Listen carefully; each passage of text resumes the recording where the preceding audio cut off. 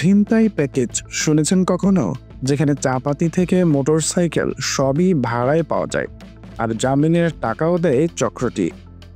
ঢাকা মহানগর গোয়েন্দা পুলিশের তদন্তে বেরিয়ে এসেছে অবিশ্বাস্য তথ্য।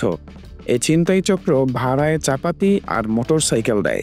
ছিনতাই শেষে মালামাল আবার বিক্রি করতে হয় তাদের কাছেই।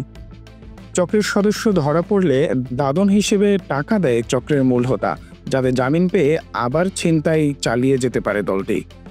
সম্প্রতি শ্যামলীতে এক ব্যক্তির কাছ থেকে ব্যাগ, মোবাইল, এমনকি গেঞ্জি ও জুতাও ছিনতাই হয়। এই ঘটনার ভিডিও ভাইরাল হওয়ার পর পুলিশ গ্রেপ্তার করেছে কবির, আলামিন ও আসলামকে এবং উদ্ধার করেছে চাপাতি মোটরসাইকেল। তদন্ত কর্মকর্তারা বলছেন, প্রতিদিনই ঢাকার বিভিন্ন এলাকায় এই ছিনতাই প্যাকেজ সক্রিয়। ভাড়া নির্ধারিত হয় ছিনতাইয়ের পর কত মালামাল লুট হলো তার উপর। এজন্য ছিনতাইয়ের ব্যবসা, যেখানে চাপাতি ভাড়া থেকে জামিন পর্যন্ত সবকিছুই একই প্যাকেজে।